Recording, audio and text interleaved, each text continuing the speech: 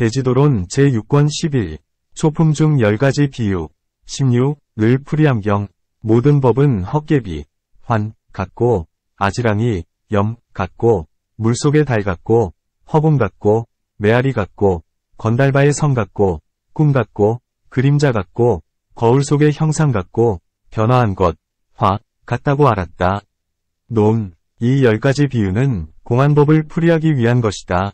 문. 만일 모든 법이 공이어서 환 같다면 어째서 모든 법에는 볼 수 있고 들을 수 있고 맡을 수 있고 맛볼 수 있고 감촉할 수 있고 분별할 수 있는 것이 있는가? 만일에 진실로 없는 것이라면 볼 수 있거나 내지 분별할 수 있는 것도 없어야 할 것이다.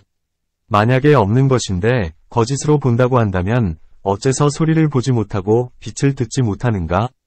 만일 모두가 균등하게 공하여 없는 것이라면 어째서 볼 수 있는 것과 볼 수 없는 것이 있는가?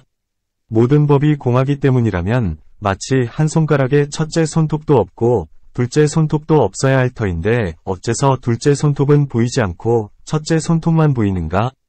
그러므로 첫째 손톱은 실제로 있음으로 볼 수 있고 둘째 손톱은 실제로 없음으로 보이지 않음을 알게 되는 것이다. 답. 비록 모든 법의 모습이 공하지만 볼 수 있는 것과 볼 수 없는 것으로 나눠진다. 마치 환술로 드러난 코끼리, 말 및 갖가지 물건과 같으니 실제로는 없는 것인 줄 알지만 모양을 볼 수 있고 소리도 들을 수 있어서 육정에 상대하여 서로 어긋남이 없다. 모든 법도 그와 같아서 비록 공하지만 볼 수 있고 들을 수도 있어 서로 어긋남이 없는 것이다. 덕려경에서는 다음과 같이 설한다. 덕려가 부처님께 여쭈었다. 세존이시여, 무명은 안에 있습니까? 부처님께서 대답하셨다. 아니다. 밖에 있습니까? 아니다. 안팎에 있습니까? 아니다. 세존이시여, 이 무명은 전생으로부터 온 것입니까? 아니다. 이 생에서 후생으로 옮겨갑니까? 아니다. 이 무명은 나기도 하고 멸하기도 합니까? 아니다. 하나의 법으로 정해지는 실제의 성품이 있어 이를 무명이라 부릅니까? 아니다. 그때 덕려가 부처님께 다시 여쭈었다. 만약에 무명이 안에도 없고 바깥에도 없고 안팎에도 없고 전생에서 금생으로 온 것도 아니고 금생에서 내생으로 옮겨가는 것도 아니고 진실한 성품도 없는 것이라면 어찌하여 무명으로부터 행이 인연되며 나아가서는 온갖 고가 모입니까? 세존이시여, 가령 나무에 뿌리가 없다면 어떻게 줄기와 마디와 가지와 잎과 꽃과 열매를 맺을 수 있겠습니까? 부처님께서 말씀하셨다. 모든 법의 모습이 비록 공하지만 범부는 들은 것도 없고 지혜도 없으므로 그 가운데서 갖가지 번뇌를 내고 번뇌로 인연하여 몸과 입과 뜻의 업을 짓고 업의 인연으로 후세의 몸을 짓고 몸의 인연으로 괴로움과 즐거움을 받는다. 이 가운데 실로 번뇌를 짓는 일은 없다. 또한 몸과 뜻의 업도 없고 괴로움과 즐거움을 받는 자도 없나니 마치 환술사가 갖가지 일을 환술로 놔두는 것과 같으니라. 내 생각에는 어떠하냐? 이 환술로 만들어진 것은 안에 있더냐? 덕려가 대답했다. 아니옵니다. 밖에 있더냐? 아니옵니다. 안팎에 있더냐? 아니옵니다. 전생에서 금생으로 옮겨왔더냐? 아니옵니다. 금생에서 후생으로 옮겨가더냐? 아니옵니다. 이 환술로 이루어진 것이 생과 멸이 있더냐? 아니옵니다. 진실로 어떤 법이 있어 환술로 이루어졌다 할 것이 있더냐? 아니옵니다. 너는 이 환술로 만들어진 기약을 보거나 듣더냐? 저도 듣기도 하고 보기도 하나이다. 부처님께서 덕려에게 물으셨다. 만약에 환술이 공하고 거짓이고 진실치 않다면 어찌하여 환술에서 능히 기약이 만들어지겠느냐? 덕려가 세존께 말씀드렸다. 세존이시여, 이 환의 특징, 상이란 그런 것이옵니다. 비록 근본이 없지만 볼 수도 있고 들을 수도 있습니다. 부처님께서 말씀하셨다. 무명도 그와 같아서 비록 안에도 있지 않고 밖에도 있지 않고 안팎에도 있지 않고 전생에서 금생으로 오거나 금생으로부터 후생으로 가는 것도 아니고 진실한 성품이 아니고 나거나 멸하는 일도 없지만 무명을 인연하여 모든 행이 생겨나고 나아가서는 온갖 고가 일어난다. 마치 환이 쉬면 환이 짓는 바도 쉬듯이 무명 역시 그와 같아서 무명이 다하면 행도 다하고 나아가서는 온갖 고가 모이는 일도 다하는 것이다. 또한 이 환술의 비유는 중생들에게 일체의 유의법은 공하여 견고하지 못함을 내보인다. 마치 일체의 행은 환술로 어린아이를 속이는 것과 같아서 인연에 속해 있으므로 자제롭지 못하고 오래 머무르지 못한다고 설함과 같다. 그러므로 보살들은 모든 법이 환 같음을 안다고 하는 것이다. 아지랑이 같다고 했는데 뜨거운 열기, 담, 가 햇살이나 바람에 움직이는 먼지 때문에 마치 광야에서 아지랑이 같은 것을 보고는 지혜 없는 사람은 그것을 처음 보고서는 물이라 여긴다. 남자의 모습, 여자의 모습 등도 그와 같아서 결사, 번뇌라는 햇살과 행이라는 먼지와 삿된 생각이라는 바람이 생사라는 광야 가운데서 펼쳐지는 것이다. 지혜 없는 사람은 하나의 모습으로 삼아 남자라고 하기도 하고 여자라고 하기도 한다. 이를 아지랑이와 같다고 한다. 또한 멀리서 아지랑이를 보고는 물이란 생각을 하지만 가까이 가면 물이란 생각이 없어지니 지혜 없는 사람도 그와 같아서 성스런 법을 멀리하면 무아를 모르고 모든 법의 공함을 몰라 개, 입의 성품이 공한 가운데서 사람이란 생각, 남자란 생각, 여자란 생각을 일으키지만 성스런 법에 가까이 가서는 모든 법의 진실한 모습을 알게 된다. 이때 거짓된 갖가지 망상은 모두 제거된다. 그러므로 보살들은 모든 법이 아지랑이 같은 줄 안다고 말한 것이다. 물속의 달 같다 했는데 달은 실제로는 허공 가운데 있으면서 그림자를 물 위에 비춘다. 진실한 법상의 달이 법성과 같은 실제의 허공 가운데 있건만 범부들의 마음인 물에는 나와 내 것이라는 상을 드러내는 것이다. 그러므로 물속의 달 같다고 한다.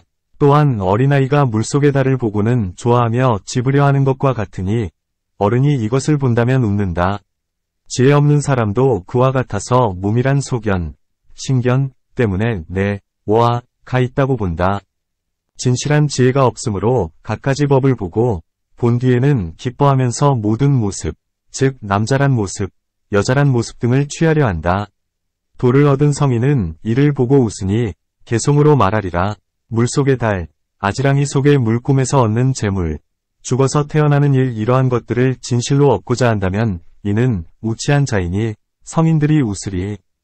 또한 비유하건대 고요한 물속에서 달 그림자를 보았으나 물을 저으면 보이지 않듯이 무명이라는 마음의 고요한 물에서 나와 교만 등 모든 결사의 그림자를 보았으나 진실한 지혜의 지팡이로 마음의 물을 저으면 나 등의 모든 결사의 그림자가 보이지 않는다. 이런 까닭의 보살들은 모든 법이 물속의 달 같은 줄 안다고 말한 것이다. 허공과 같다 함은 이름만 있고 실제의 법이 없기 때문에 허공은 볼 수 없는 법이지만 멀리서 보기 때문에 눈에 닿는 빛이 바뀌어 옥빛으로 보인다. 모든 법도 그와 같아서 공하여 있는 바가 없거늘 사람들이 무루의 진실한 지혜를 멀리하는 까닭의 실상을 버리고 어와 나, 남자와 여자, 집과 성 등 갖가지 사물을 보고 마음으로 집착하되 마치 어린아이가 푸른 하늘을 우러러보고 진실로 색깔이 있다고 여기는 것과 같다. 또한 어떤 사람이 허공을 아무리 멀리 날아 올라가도 보이는 것이 없지만 멀리서 보기 때문에 푸른 빛이라고 여기듯이 모든 법도 그러하다. 그러므로 허공과 같다고 말한다. 또한 허공의 성품은 항상 청정하거늘 사람들이 흐리다거나 더럽다고 말하듯이 모든 법도 그와 같아서 성품이 항상 청정하거늘 음욕과 성냄 등에 가리어진 까닭의 사람들은 부정하다고 말하는 것이다. 개송으로 말하리라. 여름날이 천둥번개에 비 내리고 구름 덮여 흐리어 깨끗지 못하듯이 범부들의 어리석음도 이와 같아서 갖가지 번뇌가 항상 마음을 덮었도다. 겨울날은 때로 해가 나오지만 언제나 구름 가려 어둡듯이 첫 과위나 두 번째 돌을 얻었더라도 여전히 요겸에 가리어져 있도다. 혹은 봄날 아침 해가 돋으려 하나 때때로 구름에 가리어져 있듯이 요겸을 여위어 세 번째 돌을 얻었으나 남은 우치와 교만이 여전히 마음을 가린다. 가을 날씨가 구름 한 점 없고 큰 바다의 물이 청정하듯이 할 일을 이미 다한 무르심에 나아는 이렇듯 청정함을 얻는다. 또한 허공이 처음도 중간도 뒤도 없듯이 모든 법도 역시 그러하다. 또한 마하연에서 부처님께서 수보리에게 말씀하시되 허공은 앞 세상도 없고 중간 세상도 없고 뒷 세상도 없으니 모든 법도 그러하다 고 하신 것과 같다. 그 경에서는 이 뜻을 자세히 말씀하고 계시다. 그러므로 모든 법이 허공 같다 말한다. 허공은 실제로 존재하는 실유, 법이다. 그것은 왜냐하면 허공에 실제하는 법이 없다면 들어 올리거나 내려놓거나 오거나 가거나 굽히거나 폈거나 나오거나 들어가거나 하는 등의 동작이 없어야 하리니 움직일 곳이 없기 때문이다. 답. 만일 허공의 법이 실로 있는 것이라면 허공은 응당 자신이 머무는 자리가 있어야 한다. 왜냐하면 머무는 곳이 없다면 그 법도 없는 것이기 때문이다. 만일 허공이 구멍 속에 머문다면 이는 허공이 허공 속에 머무는 결과가 된다. 그러므로 구멍 속에 머무를 수는 없다. 만일 실제 가운데 머문다면 이 실제 하는 것은 공이 아니므로 머무를 수 없다. 곧 받아들일 곳이 없기 때문이다. 또한 그대가 말하기를 머무는 곳이 허공이다. 석벽 등에 실제 하는 것에는 머무를 곳이 없는 것과 같다. 고 했는데 만약에 머무를 곳이 없다면 곧 허공은 존재하지 않는 것이다. 곧 허공이 머무를 곳이 없기 때문에 허공이 없다는 것이 된다. 또한 형상이 없기 때문에 허공도 없다. 모든 법은 각각 형상이 있고 형상이 있기 때문에 법이 있음을 알게 된다. 마치 땅에 굳은 모습, 물에 젖는 모습, 불이 더운 모습, 바람에 흔들리는 모습, 의식에 아는 모습, 지혜에 이해하는 모습, 세간에 생멸하는 모습, 열반의 영혼이 정멸한 모습 등과 같다. 하지만 이 허공은 모습이 없기 때문에 존재하지 않는 것이다. 문. 허공도 형상이 있거늘 그대가 모르기 때문에 없다고 하는 것이다. 물질, 색, 이 없는 곳이 곧 허공의 모습이다. 답. 그렇지 않다. 물질이 없다 함은 물질을 파하는 것을 말한다. 다시는 다른 법이 없나니 마치 등불이 꺼지면 다시는 다른 법이 존재하지 않는 것과 같다. 그러므로 허공의 모습이 없다. 또한 이러한 허공의 법은 없다. 왜냐하면 그대는 물질 때문에 물질 없는 곳을 허공의 모습이라 했다. 만약에 그렇다면 물질이 생기기 전에는 허공의 모습이 없었을 것이다. 또한 그대가 말하기를 물질은 무상한 법이요 허공은 항상한 법이어서 물질이 있기 전부터 허공의 법은 있었나니 허공은 항상하기 때문이다. 고 했다. 하지만 물질이 아직 있지 않았다면 곧 물질이 없어지게 되는 곳도 없는 것이다. 만약에 물질이 없어지게 되는 곳이 없다면 허공의 모습도 없을 것이요 허공의 모습이 없다면 허공의 법도 없을 것이다. 그러므로 허공은 이름만 있고 실체가 없다. 허공과 같이 모든 법도 그와 같아서 거짓 이름만 있고 실체가 없다. 그러므로 보살들은 모든 법이 허공 같은 줄 아는 것이다. 메아리 같다 했는데 깊은 산골이나 협곡 및 깊은 계곡 혹은 빈 집에서 이야기를 하거나 두드리면 소리를 따라 소리가 나니 이를 메아리라 한다. 어리석은 사람은 누군가가 말하는 소리라 하지만 지혜 있는 사람은 이 소리는 사람이 내는 것이 아니라 다만 소리가 부딪히는 까닭에 다시 소리가 나는 것으로 메아리라 부른다. 고 생각한다. 메아리는 속이 빈, 공, 것이어서 사람의 귀를 속인다. 사람이 말을 하려 할 때에 입안에 바람을 우타나라 부르는데 공기를 마셔들여 배꼽에 이르러 배꼽에 닿아 소리가 울린다.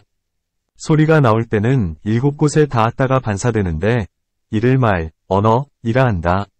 개송으로 말하리라. 바람을 우단나라 하는데 배꼽에 닿았다가 올라가면 이 바람 7곳에 닿나니 목과 잇몸과 치아와 입술과 그리고 혀와 목구멍과 폐이니 여기에서 말이 이루어지거늘 우치한 이는 이를 모르고 미혹한 채 집착하여 성냄과 어리석음을 일으킨다. 그 중에 지혜로운 사람 있으면 성내지도 않고 집착하지도 않으며 어리석음도 일으키지 않고서 그저 모든 법의 모습만 따르니 굽거나 굳거나 구부리거나 폈거나 과거, 미래, 현재에 관한 말이란 짓는 이 도무지 없는 것이거늘 이 일이 곧 환술인가 한다. 나무로 만든 허수아비 노름인가 아니면 꿈속에서 생긴 일인가 스스로 열을 내어 번민하면서 유무를 분주히 따진다. 이 일을 누가 능히 알리요. 뼈에 힘줄만 얽힌 사람들이 능히 이처럼 말하고 소리내니 마치 금을 녹여 물에 넣는 것 같도다. 그렇기 때문에 말하기를 보살들은 모든 법이 메아리 같은 줄 안다 고 하는 것이다. 건달바의 성 같다 했는데 해가 처음 뜰 때에 성의 문루나 궁전에 행인들의 오감이 보이다가 해가 차츰 높아짐에 보이지 않는다. 이 성은 눈으로만 볼 수 있을 뿐 실체가 없으니 이것을 건달바의 성이라 한다. 어떤 사람이 처음에는 건달바의 성을 보지 못하다가 이른 아침에 동쪽을 향했다가 이를 보고는 실제라고 여기면서 즐거워하며 달려가 그리로 향하지만 가까이 가면 갈수록 더욱 멀어지고 해가 높이 솟으면 아주 사라진다. 마치 기갈에 지친 사람이 더운 기운의 아지랑이 같은 것을 보고는 물이라 생각하여 그리로 향해 달려가나 가까이 갈수록 사라져서 피로만 극도에 이르는 것과 같다. 또한 깊은 산골짜기에 이르러 큰 소리로 외치면 메아리가 반응함을 듣고는 누군가가 살고 있다 고 여겨 그를 찾아다니지만 찾지 못하고 피로만 극도에 달할 뿐 보이는 것이 없는 것과 같다. 그러면 생각이 저절로 깨달아지고 목마르다는 생각과 물을 원하는 마음이 저절로 쉬게 되는 것이다. 어리석은 사람도 이와 같아서 공허한 오음 18개 12일에 대해서 나와 법을 보고 음욕과 성내는 마음으로 집착되어 사방으로 미친 듯이 달리면서 즐거움을 채우려 구하지만 뒤바뀌고 속아서 마침내는 괴로워하고 번민하기에 이른다. 만일 지혜로서 나도 없고 진실한 법도 없는 줄 안다면 이 순간 뒤바뀐 생각이 멈추게 된다. 또한 건달바의 성은 성이 아니거늘 사람이 성이라고 생각할 뿐이다. 범부도 그와 같아서 몸이 아닌데 몸이라 생각하고 마음이 아닌데 마음이라 생각한다. 문. 한 가지 일만으로도 알 수 있거늘 어찌하여 여러 가지 비유를 드는가? 답. 내가 이미 말했듯이 이 마하연은 마치 큰 바닷물과 같아서 모든 법을 다 포섭한다. 마하연은 인연이 많은 까닭에 많은 비유를 들어도 허물이 없다. 또한 이 보살은 매우 깊고 날카로운 지혜를 가졌으므로 갖가지 법문과 갖가지 인연과 갖가지 비유로 모든 법을 남에게 이해시키려는 까닭에 많은 비유를 인용하는 것이다. 또한 일체의 성문의 법에는 건달바성의 비유가 없다. 그 밖에 갖가지 무상의 비유가 있으니 물질, 색, 은 물방울 같고 느낌, 수, 은 물거품 같고 생각, 상, 은 아지랑이 같고 지어감, 항, 은 파초와 같고 헛개비, 환, 와 같다고 하였다. 아울러 환만경에서는 허공으로서 비유했으나 이 건달바의 성과는 다르기 때문에 여기서 말한 것이다. 문. 성문의 법에는 몸을 성으로 비유했는데 여기서는 어찌하여 건달바성의 비유를 말하는가? 답. 성문의 법에서 성의 비유란 묻 인연, 중연, 은 실제로 있지만 단지 성만이 거짓 이름일 뿐임을 비유한 것이다. 건달바의 성은 묻 인연조차도 없는 것으로 마치 불바퀴와 같아서 사람의 눈을 홀릴 뿐이다. 성문의 법에서는 나라는 집착을 깨뜨리기 위하여 성으로서 비유했으며 여기에서는 보살은 근기가 날카로워 모든 법의 공한 경지에 깊이 들기 때문에 건달바의 성으로 비유를 드신 것이다. 이런 까닭에 건달바의 성으로 비유를 드셨다고 말한 것이다. 꿈과 같다 했는데 꿈속에서는 실제로 일이 없거늘 이것을 실제라고 여기다가 깨어난 뒤에 없는 것임을 알고 혼자 웃는다. 사람도 그와 같아서 모든 번뇌, 결사, 의 꿈속에서는 실제로 아무것도 없지만 집착하다가 도를 얻어 깨어난 뒤에는 비로소 실제로는 없는 것임을 알고 혼자 웃는다. 이런 까닭에 꿈과 같다고 말한다. 또한 꿈은 잠의 힘 때문에 아무런 법도 없는 데 있다고 보는 것이다. 사람도 그와 같아서 무명이라는 잠의 힘 때문에 아무것도 없는 가운데서 있다고 보나니 이른바 나, 내 것, 남자, 여자 등이다. 또한 꿈속에는 기쁠 것이 없는데 기뻐하고 성낼 것이 없는데 성내고 두려울 것이 없는데 두려워한다. 3계의 중생도 그와 같아서 무명의 잠 때문에 성내지 않을 일에 성내고 기뻐하지 않을 일에 기뻐하고 두려워하는 일에 두려워한다. 또한 꿈에는 5가지가 있다. 몸이 고르지 못하거나 열기가 많으면 꿈에 불을 보거나 노란빛과 붉은빛을 보는 일이 많고 냉기가 많으면 물을 보거나 흰빛을 보는 일이 많으며 풍기가 많으면 꿈에 날아다니거나 검은빛을 보는 일이 많다. 또한 듣거나 본 일을 많이 생각하면 곧 꿈에서 보게 되며 혹은 신, 천, 이 꿈을 통해 미래의 일을 알게 해주기 때문이기도 하다. 이러한 5가지 꿈은 모두가 실제의 일이 없거늘 거짓으로 보게 되는 것이다. 사람도 그와 같아서 5길, 5도, 의 중생은 신견의 힘을 인연하는 까닭에 4가지 나를 보게 되니 이른바 색음이 곧 나인가, 색이 곧 내 것인가, 나 가운데 색인가, 색 가운데 나인가 한다. 색과 마찬가지로 수, 상, 행, 식에 대해서도 그와 같으니 결국 넷에 5을 곱해 모두 20가지가 된다. 그러나 도를 얻은 진실한 지혜로 깨달으면 실체란 없음을 알게 된다. 문. 꿈에 실체가 없다고 말할 수 없다. 왜냐하면 인식하는 마음, 식심, 은 대상, 연, 을 만나면 곧 일어나기 때문이다. 꿈속에서 일어나는 시계도 갖가지 대상이 있다. 이런 대상이 없다면 어떻게 인식이 일어나겠는가? 답. 실체란 없다. 다만 볼 수 없는 것을 볼 뿐이다. 꿈속에서 사람의 머리에 뿔이 있음을 보거나 꿈속에서 몸이 허공으로 날아다니는 것을 보지만 실제로 사람에게는 뿔도 없으며 그 몸이 날아다니지도 않는다. 그러므로 실체가 없는 것이다. 문. 실제로 사람의 머리도 있고 다른 곳에는 실제로 뿔도 있는데 마음이 미혹한 까닭에 사람의 머리에 뿔이 있음을 보게 된다. 또한 허공도 실제로 있고 나는 일도 실제로 있는데 마음이 미혹한 탓으로 마치 자기의 몸이 나는 것처럼 보는 것이다. 그러므로 실체가 없는 것은 아니다. 답. 사람의 머리도 실제로 있고 뿔도 실제로 있으나 사람의 머리에 뿔이 났다고 하는 것은 헛된 생각이다. 문. 세계가 광대하고 전생부터의 인연이 갖가지로 같지 않다. 어떤 나라 사람은 머리에 뿔이 나기도 하고 혹은 한 손이거나 한 발이기도 하고 혹은 키가 한자이기도 하고 혹은 머리가 9이기도 하다. 그러니 머리에 뿔이 있은들 무엇을 기이하다 여기겠는가? 답. 다른 나라 사람이 뿔이 있다면 그렇겠지만 꿈에서 이 나라 사람으로서 아는 이가 뿔이 있다면 옳지 못하다. 또한 어떤 사람이 꿈의 허공의 끝이나 방이나 시간의 끝을 보았다면 이 일이 어찌 사실이겠는가? 어디엔들 허공이 없고 방위가 없고 시간이 없겠는가? 그러기 때문에 꿈속에는 없는 것을 있다고 보는 것이다.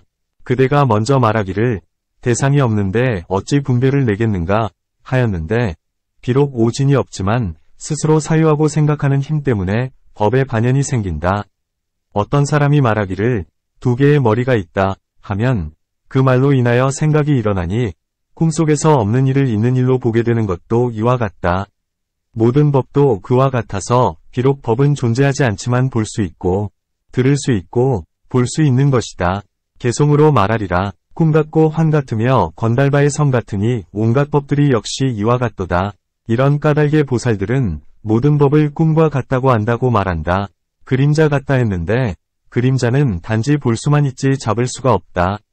모든 법도 그와 같아서 눈과 감정 등으로 보거나 듣거나 느껴 알 수 있으나 실제로는 얻을 수 없다. 개송으로 말하리라. 이 진실한 지혜는 사방에서 잡을 수 없나니 마치 큰 불덩어리같이 만질 수 없는 것 같다. 법은 받아들일 수도 없고 받아들여서도 안 된다.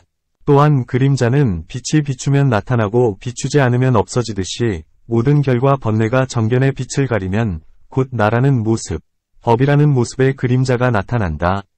또한 그림자는 사람이 가면 곧 가고 사람이 움직이면 곧 움직이고 사람이 머무르면 곧 머무른다. 선업과 악업의 그림자도 그와 같아서 뒷세상으로 갈 때에는 또한 가고 금생에 머무를 때는 역시 머무른다. 과보가 단절되지 않는 까닭이니 죄와 복이 이거지면 곧 나타난다. 개송으로 말하리라. 허공 가운데라도 따라가고 산중 바위 속이라도 따라가고 땅 밑이라도 따라가고 바다 속이라도 따라 들어간다. 어디라도 항상 따라다니니 업의 그림자는 떨어질 줄 모른다. 이런 까닭에 모든 법이 그림자 같다고 한다. 또한 그림자는 공하고 없는 것이어서 실체를 구하여도 얻을 수 없으니 일체의 법도 그와 같아서 공하여 실체가 없다. 문. 그림자가 공하여 실체가 없다는 말은 옳지 않다.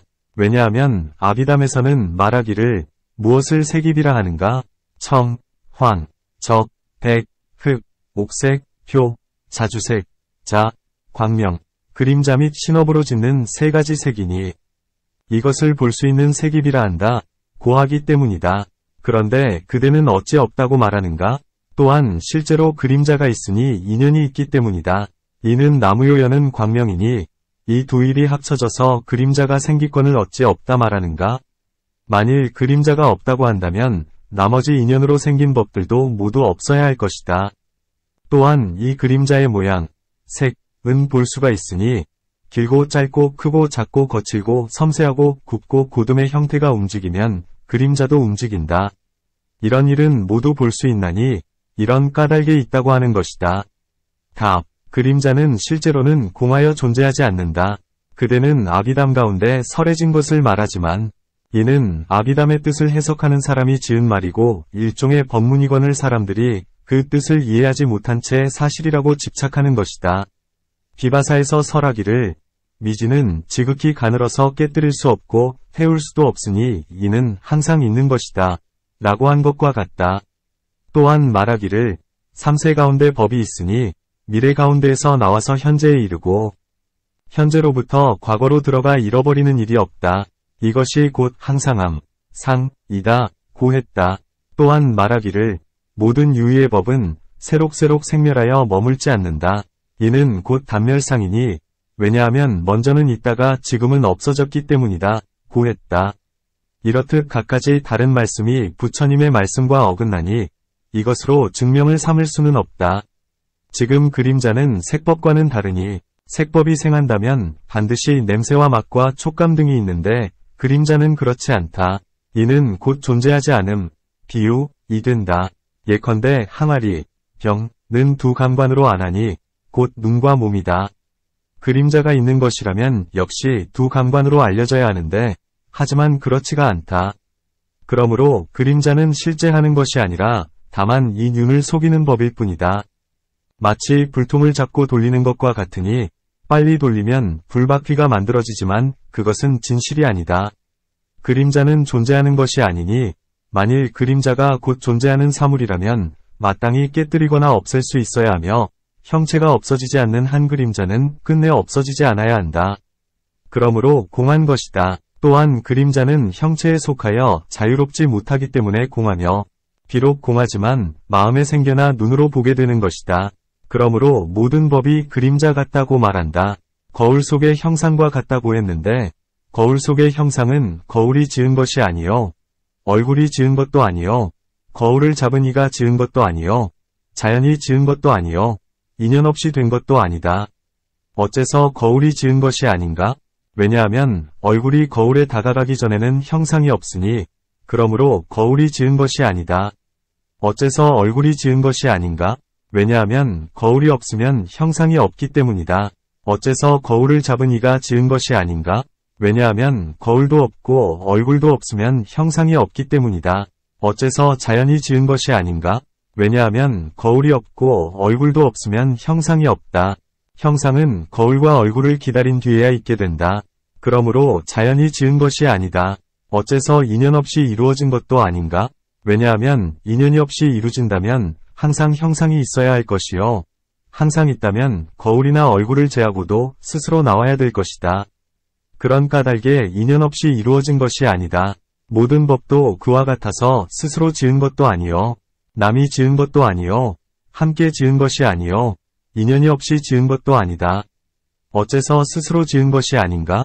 왜냐하면 나를 얻을 수 없기 때문이며 원인으로부터 생긴 일체의 법은 자제가 없기 때문이며 모든 법은 인연에 속해 있기 때문이다. 그러므로 스스로가 지은 것이 아니다. 어째서 남이 지은 것도 아닌가? 왜냐하면 스스로가 없기 때문에 남도 없다. 만일 남이 지었다면 죄와 복의 힘을 잃는다.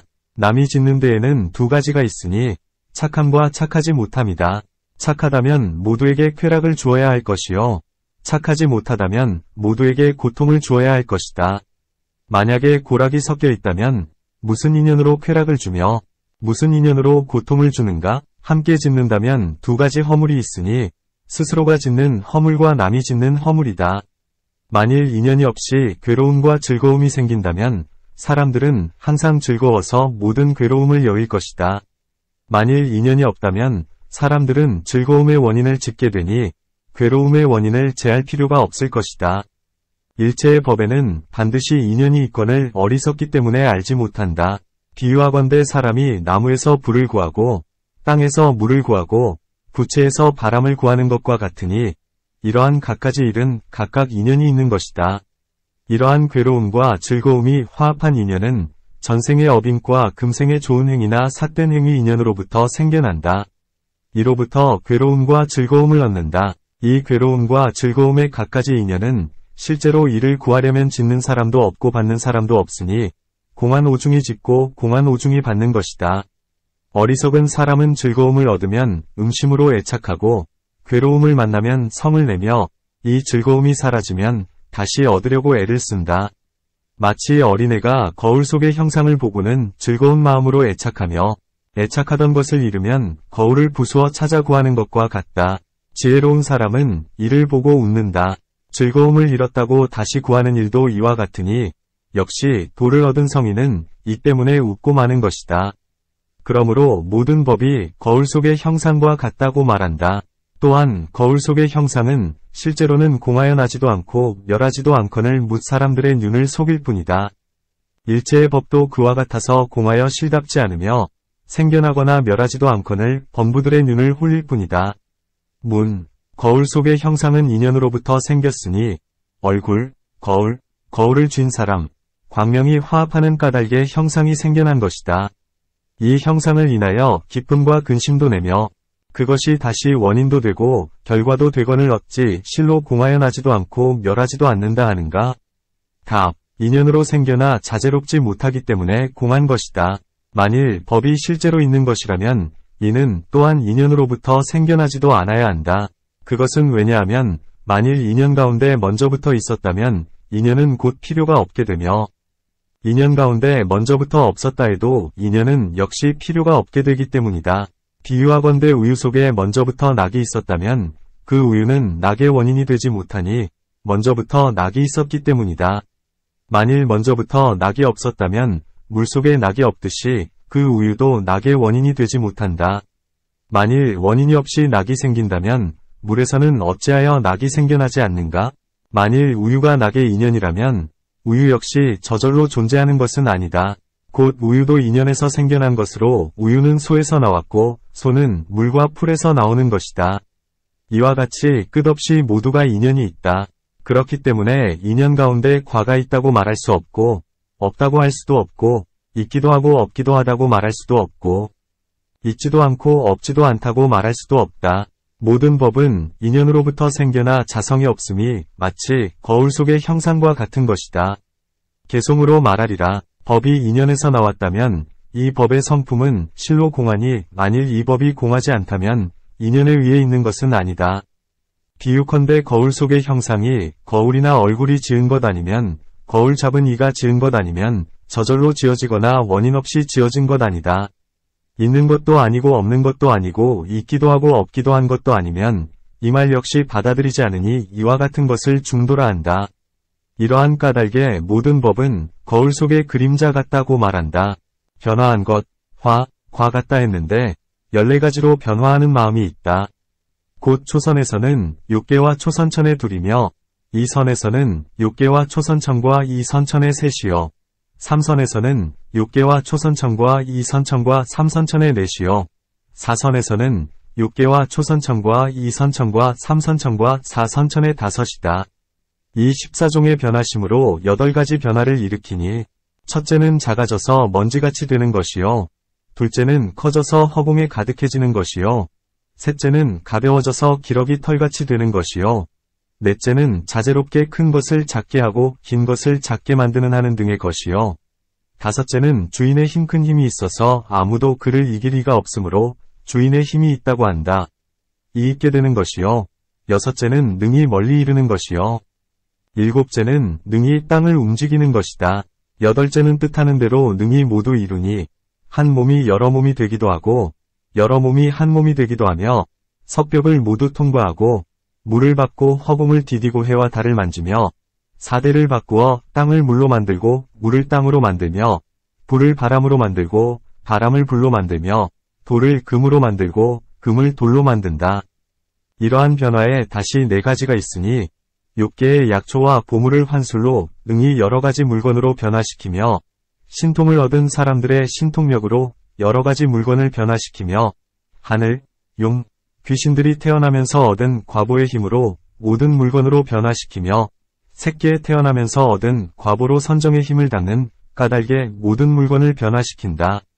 변화한 사람에게 생, 노, 병, 사가 없으며 괴로움도 없고 즐거움도 없어 보통 사람과는 다르다. 그러므로 공하여 진실이 없다. 일체법도 역시 그와 같아서 모두 생, 주, 멸이 없다. 그러므로 모든 법이 변화한 것 같다고 말한다. 또한 변화로 생긴 물건은 일정한 것이 없이 다만 마음이 생겨남으로써 만들어진 것으로 모두 진실함이 없다. 사람의 몸도 그와 같아서 본래 원인이 없고 다만 전생의 마음을 좇아 금생의 몸이 생겨난 것으로 모두 진실함이 없다. 그러므로 모든 법이 변화한 것과 같다고 말한다. 변화된 마음이 사라지면 곧 변화도 사라진다. 모든 법도 그와 같아서 인연이 사라지면 결과도 사라져 스스로 존재하지 않는 것이다. 변화된 일이 비록 실제로는 공하나 능히 중생들로 하여금 근심, 괴로움, 성냄, 기쁨, 즐거움, 어리석음, 미혹 등을 일으키게 한다. 모든 법도 그와 같아서 비록 공하여 진실되지 않으나 능히 중생들로 하여금 기쁨, 성냄, 근심, 두려움 등을 일으키게 한다. 그러므로 모든 법이 변화한 것과 같다고 말한다. 또한 변화하여 생겨난 법이 처음도 없고 중간도 없고 뒤도 없듯이 모든 법도 그와 같다. 변화된 것이 생길 때에는 온 곳이 없고 사라질 때도 가는 곳이 없듯이 모든 법도 그와 같은 것이다. 또한 변화된 것은 형상이 청정하기가 마치 허공과 같아서 물들지 않으며 죄와 복에 더럽혀지지도 않는다. 모든 법도 그와 같아서 법성이 여여한 것 같고 진리, 진체, 가 자연이 청정한 것과 같다. 비유하건대 연부제의 4개의 큰 강은 각각 500갈래의 작은 강이 속해 있는데 이 물들이 갖가지로 오염되어 있어도 대해로 들어가면 모두 맑아지는 것과 같다. 변화된 일이 공하다고 말하지 못한다. 왜냐하면 변화시키는 마음 역시 선정을 닦아 얻은 것이기 때문이다. 이 마음으로 갖가지로 변화를 지어 사람이나 법이 된다. 이 변화에는 인도 있고 과도 있건을 어찌 공하겠는가? 답. 그림자 같다고 말한 것 가운데서 이미 대답했지만 이제 다시 대답하리라. 이 인연은 비록 있으나 변화된 결과는 공한 것이다. 마치 입으로 무소유를 말함과 같으니 비록 마음이 입으로 말을 내게 했지만 마음과 입으로써 있게 할 수는 없기 때문이다. 곧 말한 바는 무소유이나 곧 이것은 유인 것이다. 가령 둘째 머리, 셋째 손이 있다 고 말했을 때 비록 마음과 입에서 그런 말이 나왔으나 머리나 손이 있다고 말할 수는 없는 것과 같다. 또한 부처님께서 말씀하시기를 무생을 관하면 유생에서 벗어나고 무의의 의지에 유의에서 벗어나게 된다. 비록 무생법을 무라고 관찰하지만 인연은 될 수 있다. 무의의 경우도 그러하다 고 하셨다. 변화된 것이 비록 공하나 또한 능히 마음의 인연으로부터 생겨난다. 비유하건대 헛개비, 환, 나 아지랑이, 염 등의 9가지 비유와 같으니 비록 없는 것이나 능히 갖가지 마음을 내는 것이다. 또한 이 변화된 일은 육인과 사연에서 구할 수 없으니 여기에는 육인과 사연이 상응하지 않기 때문에 공하다. 또한 공이란 보이지 않기에 공이 되는 것이 아니고 실다운 작용이 없는 까닭에 공하다 한다. 이런 까닭에 모든 법이 변화와 같다고 말한다. 모든 법의 10가지 비유가 모두 공하여 차이가 없다면 어찌하여 10가지 일만으로 비유를 삼고 산, 강, 석벽 등을 비유로 삼지 않는가? 답. 모든 법이 비록 공하나 이해하기 어려운 공, 난해공, 과 이해하기 쉬운 공, 이해공으로 분별할 수 있나니 지금은 이해하기 쉬운 공으로서 이해하기 어려운 공을 비유했다. 또한 모든 법이 2가지가 있으니 마음이 집착하는 곳, 심착처, 과 마음이 집착하지 않는 곳, 심불착처인데 마음이 집착하지 않는 곳으로서 마음이 집착하는 곳을 풀이했다. 이 10가지 비유가 어찌하여 마음이 집착하지 않는 곳이 되는가? 답. 이 10가지 일은 오래 머무르지 않으며 쉽게 생기고 쉽게 멸하기 때문이다. 그런 까닭에 마음이 잡착하지 않는 곳이 된다. 또한 사람들은 이 10가지 비유가 눈과 귀를 홀리는 법인 줄은 알면서도 모든 법이 공함을 알지 못하는 까닭에 이로써 모든 법을 비유한 것이다.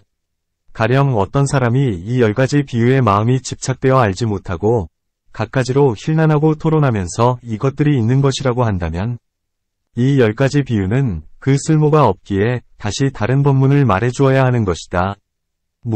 모든 법이 도무지 공하여 나지도 않고 멸하지도 않는다면 이 10가지 비유 등의 갖가지 비유와 갖가지 인연의 논의도 나는 이미 모두 공한 줄 안다.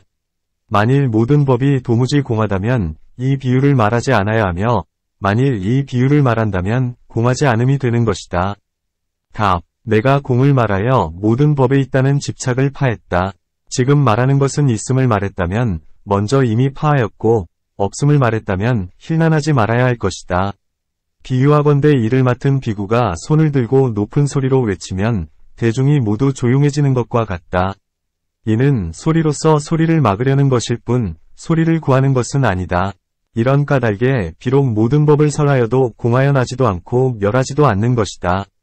비록 중생들을 가엾이 여기는 까닭에 말하기는 해도 유는 아닌 것이다. 그러므로 모든 법이 변화한 것과 같다고 말한다. 경, 걸림 없음, 무해, 과 두려움 없음, 무소해, 을 얻었다. 논, 갖가지 무리에게 입의 인연 가운데 마음에 걸림이 없고 다함이 없고 멸함이 없으니 이것이 걸림 없음이며 두려움 없음이다. 문, 앞에서 말하기를 보살들이 한량없는 대중 가운데서 두려움 없음을 얻었다 했거늘 이제 어찌하여 다시 걸림 없음과 두려움 없음을 얻었다 하는가? 답, 먼저는 두려움 없는 원인을 말했고 이제는 두려움 없는 과를 말한 것이다. 모든 대중과 나아가서는 보살 대중 가운데서 설법이 다함없고 토론에서 지는 일이 없고 마음의 의혹이 없어서 이미 걸림 없음과 두려움 없음을 얻었기 때문이다. 또한 먼저는 한량없는 대중 가운데서 두려움 없음을 얻었다 했지만 무슨 힘 때문에 두려움이 없는지 모른다. 그 때문에 다시 두려움 없음을 말씀하셨으니 걸림 없는 힘을 얻었기 때문이다. 문, 보살들에게도 걸림 없음과 두려움 없음이 있다면 부처님과 보살은 어떻게 다른가? 답, 내가 먼저 말한 바와 같이 보살들은 스스로 두려움 없는 힘을 갖추고 있기 때문에 모든 법 가운데서 두려움이 없으니 부처님의 두려움 없음과는 다르다. 또한 걸림 없음에 두 가지가 있으니 첫째는 온갖 곳, 일절처, 이요. 둘째는 온갖 곳이 아님, 피일절처, 이다. 온갖 곳이 아님이라 했는데 한 가지 경서나 100, 1000가지 경서 가운데 걸림이 없다면 한 대중에 들어가거나 혹은 100, 1000대중에 들어갔을 때도 두려움이 없다. 보살들도 그와 같아서 스스로의 지혜 가운데서는 걸림이 없다. 하지만 부처님의 지혜 안에서는 그렇지 못하다. 부처님께서 바로를 던지셨을 때 500명이 나한과 미륵보살 등이 모두 잡지 못했나니 보살들의 경우도 그와 같아서 스스로의 힘 가운데서는 걸림이 없지만 부처님의 지혜 안에서는 걸림이 있는 것이다. 그러므로 보살들이 걸림 없음과 두려움 없음을 얻었다고 말한다. 경, 중생들의 마음 가는 곳을 모두 알아 미묘한 지혜로서 그들을 제도하여 해탈시킨다. 논, 문, 어떻게 중생들의 마음 가는 곳을 다 아는가? 답, 중생들의 마음이 갖가지 법 가운데서 곳곳으로 행하는 줄을 알되 마치 햇빛이 두루 비치는 것 같다. 보살은 중생들의 마음이 향하는 곳을 알고는 그에게 다음과 같이 말해주는 것이다. 일체 중생이 향해 나아감에 두 가지가 있으니 하나는 마음으로 항상 즐거움을 구하는 것이요. 또한 하나는 지혜로 분별하여 응이 좋고 나쁨을 아는 것이다. 그대는 집착하는 마음을 따르지 말고 지혜를 따르며 스스로의 마음을 꾸짖으라. 그대는 헤아릴 수 없는 것 동안 온갖 잡된 업을 모아 싫어할 줄 모르고 다만 세상의 쾌락만을 쫓다가 괴로워하게 됨을 깨닫지 못하는구나. 그대는 보지 못했는가? 세상 사람들이 쾌락을 탐하다가 환난에 이르고 오도에서 생을 받음은 모두가 마음이 하는 짓이다. 누가 그렇게 시키겠는가? 그대는 미친 코끼리처럼 날뛰면서 잔인하게 해치나 억제할 길이 없는 것과 같다면 누가 그대를 길들이겠는가? 만일 잘 길들일 수 있다면 세상의 환난을 면할 것이다. 태에 드는 일은 부정하고 고달픈 것이어서 마치 지옥과 같은 줄 알아야 할 것이다. 이미 태어나 세상에 있다면 늙음, 병듦, 죽음, 고통, 근심, 슬픔이 천만가닥이여. 하늘에 태어나더라도 다시 삼계로 타락해야 하니 편안할 일이 없다. 그대는 어찌하여 쾌락에 집착하는가? 이와 같이 갖가지로 그 마음을 꾸짖고는 결코 그대를 따르지는 않으리라 고 맹세하니 이것이 보살이 중생들의 마음을 아는 것이다. 문, 무엇을 미묘한 지혜로서 그를 제도하고 해탈시킨다고 하는가? 여기에서 무엇을 미묘한 지혜라 하고 무엇을 거친 지혜라 하는가? 답, 세간의 교묘한 지혜는 거친 지혜라 하고 보시, 지계, 선정을 행하는 것을 미묘한 지혜라 한다. 또한 보시하는 지혜를 거친 지혜라 하고 지계, 선정의 지혜를 미묘한 지혜라 한다. 또한 보시, 지계의 지혜를 거친 지혜라 하고 선정의 지혜를 미묘한 지혜라 한다. 또한 선정의 지혜를 거친 지혜라 하고 기댈 곳 없는 선정, 무의선정, 위지혜를 미묘한 지혜라 한다. 또한 모든 법의 모습을 잡는 것을 거친 지혜라 하고 모든 법의 모습을 잡지도 않고 버리지도 않는 것을 미묘한 지혜라 한다. 또한 무명 등 모든 번뇌를 깨뜨리고 모든 법의 모습을 얻는 것을 거친 지혜라 하고 법 그대로의 모습, 즉 순금이 줄어들거나 변하지 않고 금강이 깨지거나 무너지지도 않고 허공이 물들거나 집착하지도 않듯이 한 경지에 드는 것을 미묘한 지혜라 한다. 이와 같은 한량 없이 미묘한 지혜를 보살은 스스로 얻고 다시 중생들에게 가르치니 그런 까닭의 보살들은 중생들의 마음이 향하는 곳을 알고서 미묘한 지혜로서 제도하여 해탈시킨다고 말한다. 12. 초품 중 뜻에 걸림이 없다. 위무에 를 풀이함경. 뜻에 걸림이 없다. 논. 무엇을 뜻에 걸림이 없다 하는가? 보살은 온갖 원수나 친척 또는 원수도 친척도 아닌 사람들에 대해서 평등한 마음으로 대하여 걸림이 없다. 또한 일체 세계의 중생들에 대해서도 그들이 와서 침해하더라도 성내는 마음이 없고 갖가지 방법으로 공경하고 공양하여도 기뻐하지 않는다. 개송으로 말하리라. 부처님이나 보살에 대하여도 마음으로 애착하지 않고 외도나 악인이라도 증오하거나 성내지 않는다. 이처럼 청정함을 뜻에 걸림이 없다고 말한다. 또한 모든 법에 대하여 마음에 걸림이 없다. 문. 이 보살은 아직 불도를 얻지 못했고 아직 일체지를 얻지 못했거늘 어찌하여 모든 법에 대하여 마음에 걸림이 없는가? 답. 이 보살은 한량 없고 청정한 지혜를 얻었기 때문에 모든 법에 대하여 마음에 걸림이 없는 것이다. 문. 보살들은 아직 불도를 얻지 못했으므로 한량 없는 지혜가 있을 수 없고 남은 번뇌, 잔결가 있으므로 청정한 지혜도 있을 수 없을 것이다. 답. 이 보살들은 삼계 안에서 업을 맺는 육신이 아니다. 모두가 법신이 자제하게 되어 노, 경, 사를 초월하였으나 중생들을 가엾이 여기는 까닭의 세상 가운데에서 행해 불국토를 장엄하고 중생을 교화한다. 그러나 이미 자제를 얻었으니 부처가 되고자 원하기만 한다면 능히 이루는 것이다. 문. 법신 보살은 부처님과 다름이 없거늘 어찌하여 보살이라 하는가? 어째서 부처님을 예경하고 설법을 듣는가? 만일 부처님과 다르다면 어째서 한량 없고 청정한 지혜가 있다고 하는가? 답. 이 보살이 비록 법신의 경지에 이르러 노, 경, 사가 없으나 부처님과는 약간의 차이가 있다. 마치 열나흘 날의 달을 보면 사람들은 혹은 꽉 찼는지 혹은 아직 꽉 차지 않았는지 의심을 내는 것과 같다. 보살 역시 그와 같아서 비록 능히 부처가 되어 법을 설할 수 있으나 아직 부처가 된 것은 아니다. 부처님은 달이 보름을 꽉 채워서 의심할 여지가 없는 것과도 같다. 또한 한량 없는 청정에는 두 가지가 있으니 첫째는 진실로 한량이 있는데 헤아릴 수가 없어서 그것을 한량이 없다고 하는 것이다. 마치 바닷물이나 항아의 모래 등은 사람들이 헤아릴 수가 없으므로 한량이 없다고 하듯이 부처님과 보살들에게는 한량 없음이 되지 못한다. 보살의 한량 없는 청정지혜도 이와 마찬가지이다.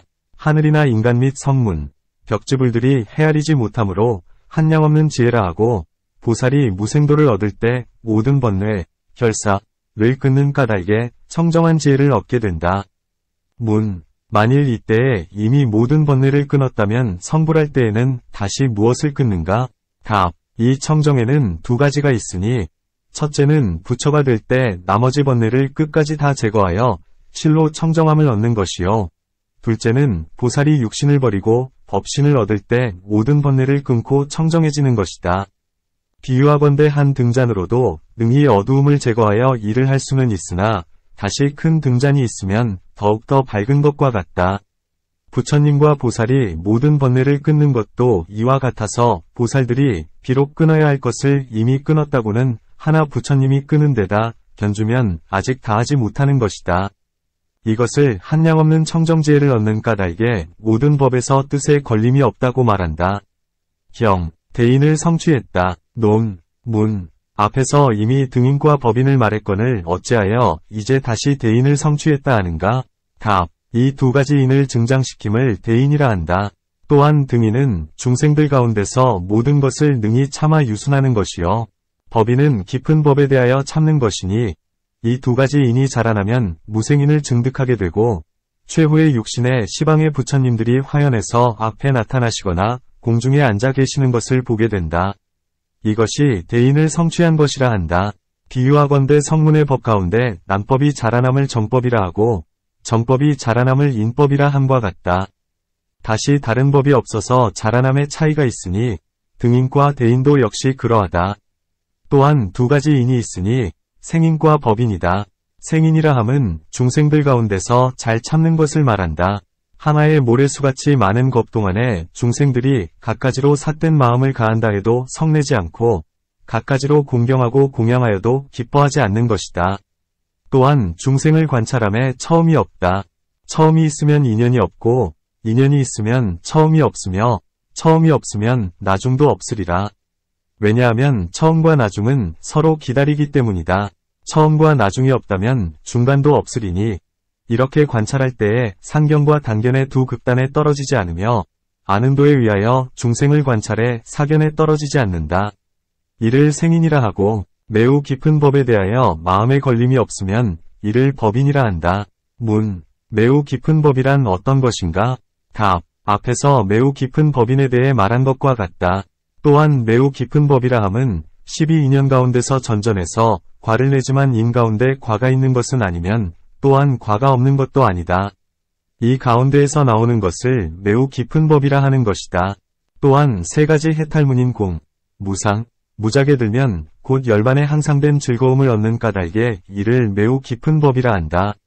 또한 일체법은 공도 아니요, 공 아님도 아니요, 형상 있음도 아니요, 형상 없음도 아니요, 자기 있음도 아니요, 자기 없음도 아니라고 관찰하니 이렇게 관찰하는 가운데 마음 또한 집착되지 않으면 이를 매우 깊은 법이라 한다. 개송으로 말하리라. 인연으로 생긴 법 이를 공의 모습이라 하고 거짓 이름, 가명이라고도 하며 중도라고도 한다. 법이 실제로 있는 것이라면 도리어 없어지지 않아야 하리니 지금은 없고 앞에는 있었다면 이를 단견이라 부른다. 항상하거나 단절되지도 않으며 또한 있음도 없음도 아니어서 마음으로 헤아릴 수 없고 언설 또한 다했다. 이러한 매우 깊은 법에 대하여 믿음이 걸림이 없고 후회하거나 위축되지 않으면 이를 대인을 성취했다고 한다. 경, 여시라고도 교묘히 제도한다. 논, 외도의 법에서는 비록 중생을 제도하나 여실하게 제도하지 못한다. 그것은 왜냐하면 갖가지 삿된 소견과 번뇌가 남아있기 때문이다. 이 승은 비록 제도하기는 하나 적절히 제도하지 못한다. 왜냐하면 일체지가 없어 방편의 마음이 얇기 때문이다. 오직 보살만이 능히 여시라고도 교묘히 제도하나니 사공의 일로서 비유하건대 한 사람은 공기주머니, 분황, 나풀 뗏목으로 건네주고 한 사람은 큰 배로 건네주는 것 같다. 이 두 가지 건네주는 일은 아득히 다르듯이 보살의 교묘하게 중생을 제도하는 일도 이와 같다. 또한 비유하건대 병을 고치는 데 쓴 약이나 침뜸으로는 통증을 주어 차도를 얻지만 소타선타는 묘한 약은 병자가 눈으로 보기만 하면 온갖 질병이 모두 낫는다. 병을 제하는 것은 같으나 우열의 차이가 있듯이 성문과 보살이 중생을 제도하는 일도 역시 그와 같다. 고행과 두타로 초저녁에서 한밤을 지나 새벽까지 부지런히 좌선하고 괴로움을 관찰하여 도를 얻는 것은 성문의 가르침이요. 모든 법의 모습이 얽매임도 없고 풀려남도 없음을 관찰하여 마음이 맑아지는 것은 보살의 가르침이다. 문수사리 본년에서는 이렇게 얘기되고 있다. 문수사리가 부처님께 말씀드렸다. 대덕이시여, 한량없는 아승기겁을 지난 과거세에 사자음왕이란 부처님이 계셨는데 부처님과 중생들의 수명은 10만억 나일타세였습니다. 그 부처님께서 삼승의 법으로 중생들을 제도하셨으니 나라 이름은 청광명이요.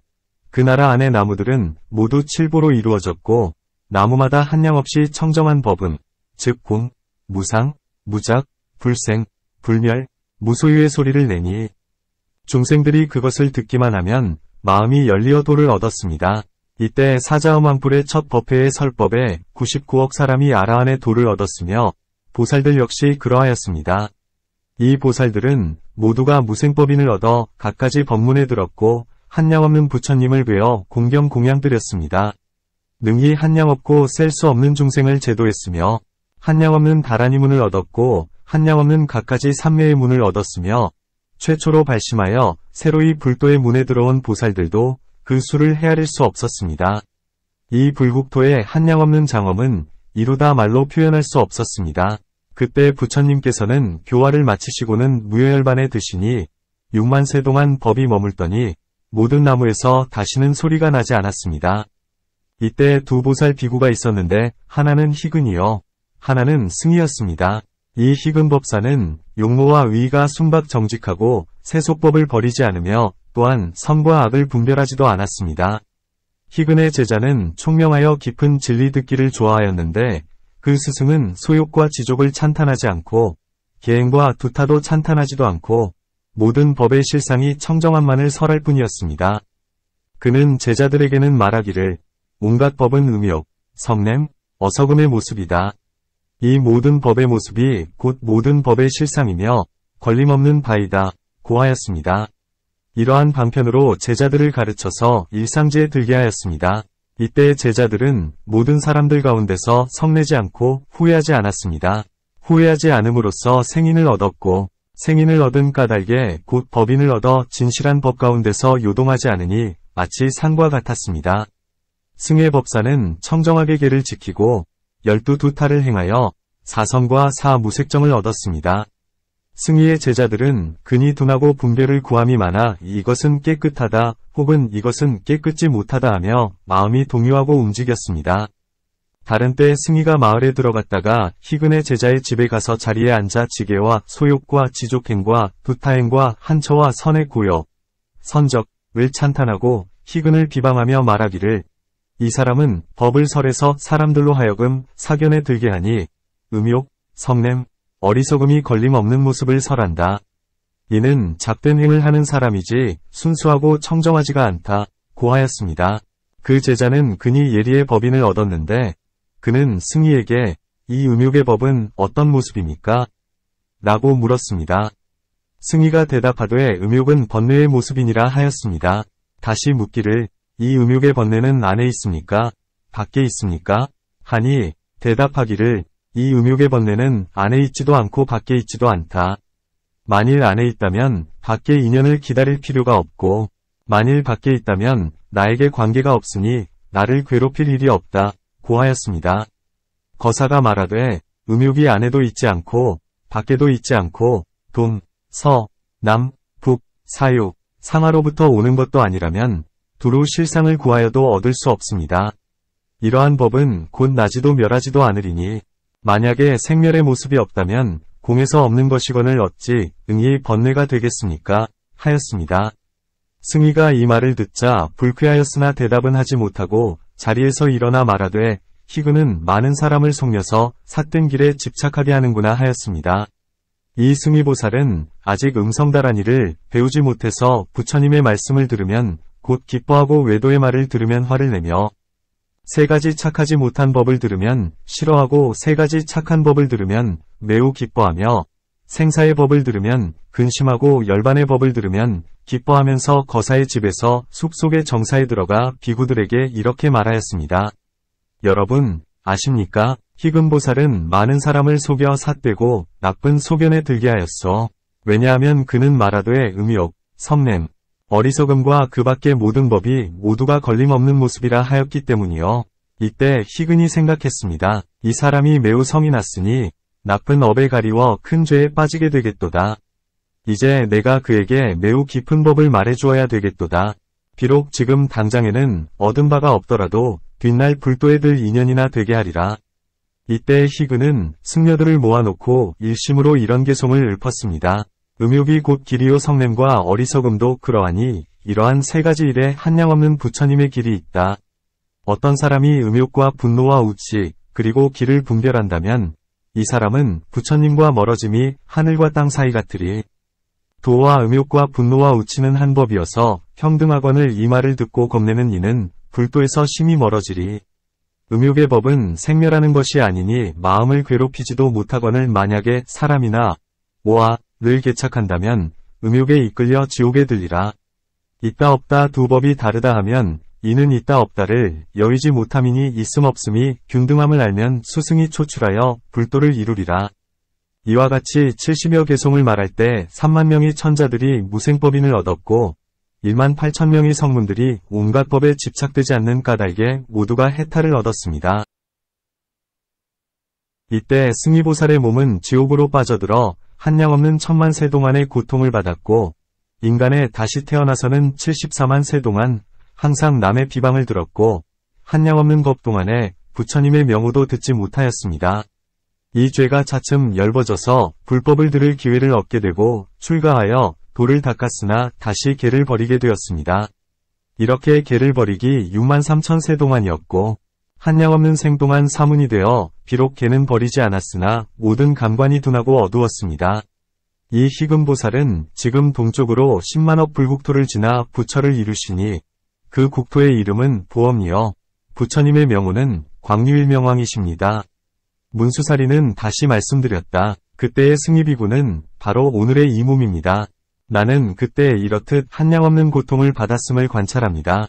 문수사리가 다시 부처님께 말씀드렸다. 누구든지 삼승의 도를 구하되 온갖 고통을 받지 않으려거든 모든 법의 모습을 파괴하여 성내는 생각을 품지 말아야 할 것입니다.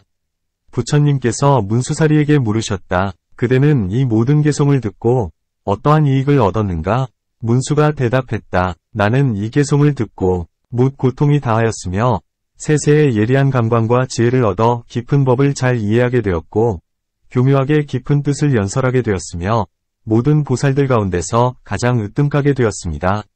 이러한 일들을 모든 법의 모습을 교묘하게 말한다 하니 이것을 일컬어 여시라고도 교묘히 제도한다고 말한다.